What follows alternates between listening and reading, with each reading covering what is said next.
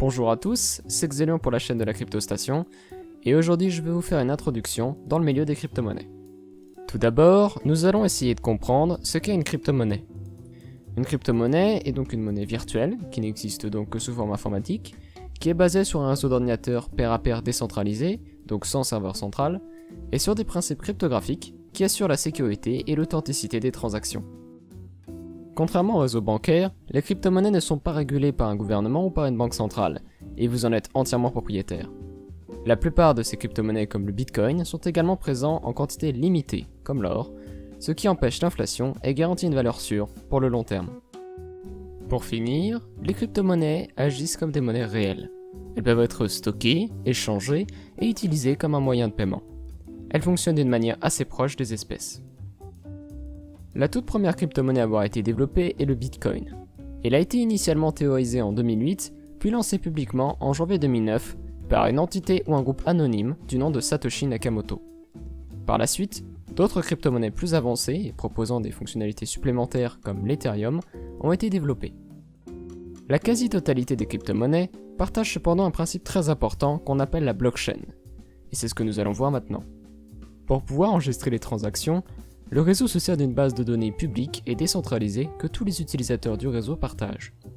Cette base de données est représentée comme une chaîne de blocs, et chaque bloc est mathématiquement lié au bloc précédent et au bloc suivant. Toutes les 10 minutes, le réseau Bitcoin génère un nouveau bloc qui contiendra toutes les transactions effectuées en Bitcoin durant les 10 dernières minutes. La blockchain enregistre donc toutes les transactions effectuées sur le réseau depuis sa création et agit comme un registre public qui contient la valeur possédée en Bitcoin de tous les utilisateurs du réseau. Contrairement aux institutions bancaires et gouvernementales, cette base de données est publique et lisible par tous, ce qui assure une grande transparence sur la gestion monétaire. Chaque crypto-monnaie dispose donc de sa propre blockchain indépendante. Cette blockchain est donc partagée sur un réseau d'ordinateurs pair à pair. On appelle un de ces ordinateurs un nœud. Un nœud va donc stocker la blockchain et être connecté aux autres nœuds de manière à former un réseau décentralisé, donc sans serveur ou entité centrale. N'importe qui peut devenir un nœud et rejoindre le réseau, simplement en installant le programme de la crypto-monnaie voulue sur son ordinateur. Pour permettre la génération de blocs, certaines crypto-monnaies comme le Bitcoin utilisent un procédé appelé preuve de travail. Il s'agit d'un procédé par lequel un nœud choisi aléatoirement dans le réseau va être autorisé à créer un bloc. Pour pouvoir obtenir cette autorisation, une sorte de loterie est organisée. Pour participer, un nœud doit disposer d'une certaine puissance de calcul informatique, et plus la puissance de calcul d'un nœud est élevée, plus les probabilités de trouver la preuve de travail pour créer un bloc sont élevées. Ce procédé, qui est couramment appelé minage, permet de sécuriser le réseau en rendant nécessaire une puissance de calcul physique pour sécuriser les transactions.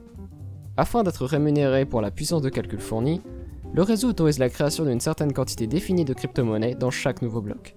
Ces nouveaux coins sont donc donnés aux mineurs pour leur participation.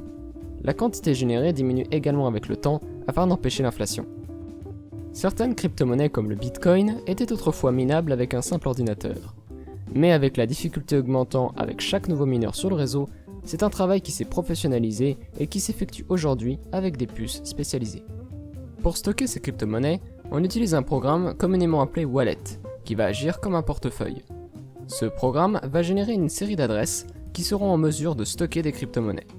Ces adresses fonctionnent de la même manière qu'une adresse postale, et toute transaction vers vos adresses sera créditée sur votre wallet. Cependant, pour pouvoir émettre des transactions depuis vos adresses, vous aurez besoin des clés privées correspondantes et dont vous êtes le seul propriétaire. Il est à noter que chaque crypto-monnaie dispose de sa propre blockchain, de ses propres adresses et de ses propres wallets. Généralement, chaque wallet ne peut utiliser qu'une crypto-monnaie spécifique, mais il existe des wallets qui en supportent plusieurs. Par conséquent, n'envoyez jamais des transactions vers une adresse d'une crypto-monnaie différente. Vos clés privées doivent être protégées au maximum, car n'importe qui y ayant accès peut dépenser les crypto-monnaies qui y sont liées. C'est pour ça qu'on utilise généralement un programme qui chiffre ces clés pour les protéger d'éventuelles attaques. Il existe plusieurs types de wallets en fonction de vos besoins. Par exemple, on peut noter l'existence de full wallets, qui agissent à la fois comme un nœud du réseau et comme un wallet. Ils sont lourds et complexes à utiliser, donc peu recommandés pour les débutants. Il y a les light wallets, qui sont des wallets connectés à un nœud distant, et donc plus légers et faciles à utiliser. les paper wallets qui sont des adresses et des clés privées écrites sur papier afin de les mettre à l'abri d'attaques informatiques, et pour finir les hardware wallets qui sont des équipements matériels spécialement conçus pour stocker des clés privées et sont actuellement le moyen le plus sécurisé pour stocker vos crypto-monnaies. Pour acheter et vendre de la crypto-monnaie, on va devoir utiliser des services en ligne, que nous allons donc voir maintenant. On note l'existence de services en ligne appelés Online Wallet, qui proposent le stockage de crypto-monnaies comme une banque le ferait. Il est à noter que ces services restent moins sécurisés pour le stockage de crypto, mais plus pratiques pour un usage courant. Pour acheter et vendre des crypto-monnaies contre des euros ou des dollars, il existe plusieurs solutions. La plus courante est d'utiliser un service en ligne comme Coinbase, ou d'un échange professionnel comme Kraken.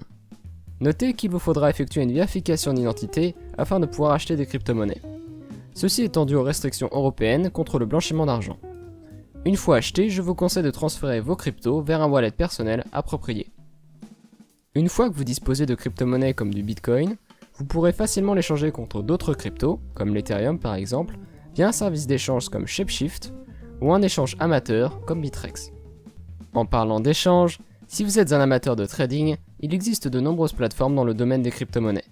Faites attention cependant car leur usage est plutôt réservé aux utilisateurs avancés. Pour dépenser vos crypto-monnaies, il existe de nombreux services acceptant déjà le Bitcoin, comme par exemple la plateforme Steam. Vous pouvez également dépenser vos Bitcoins sur tous les services utilisant Visa via un service de carte bleue comme 10x. Pour terminer, je vais également parler rapidement de ce qu'on appelle les assets. Les assets sont généralement représentés sous forme de tokens, jetons en français, et ils fonctionnent de manière assez proche des crypto-monnaies, mais avec quelques particularités techniques. Ils sont basés sur une crypto-monnaie qui existe déjà et qui supporte les tokens, comme par exemple l'Ethereum. Ils peuvent ensuite s'échanger sur ce réseau comme une crypto-monnaie standard. Leur création est assez facile et ne nécessite que peu d'expertise dans le domaine. Ces tokens sont gérés par des smart contracts qui sont des sortes de programmes sur la blockchain. Dans certains cas, ces tokens sont générés pour représenter des stocks d'une entreprise ou d'un produit. Ils permettent donc généralement, dans le cas où vous en possédez, d'avoir un vote pour la gouvernance du projet. Dans d'autres cas, ils servent de monnaie d'échange dans certaines plateformes spécifiques, comme par exemple l'achat et vente de biens et de services. Pour finir, ces tokens sont généralement distribués au sein d'une ICO. C'est un événement durant lequel des tokens sont générés en échange d'autres crypto-monnaies, ce qui permet non seulement de donner de la valeur aux tokens, mais également de financer le projet en question. Le monde des crypto-monnaies est vaste et il y a beaucoup de choses à y apprendre. C'est pourquoi je ferai prochainement d'autres vidéos sur cette chaîne, dans lesquelles je vais rentrer plus en détail sur le fonctionnement spécifique de certaines crypto-monnaies, comme le Bitcoin ou l'Ethereum. Afin de rester transparent et impartial, je n'effectue aucune monétisation ou partenariat dans mes vidéos. Si vous souhaitez donc me soutenir financièrement, vous pouvez m'aider en crypto-monnaie dans la description. Je vous souhaite une bonne journée et à une prochaine fois.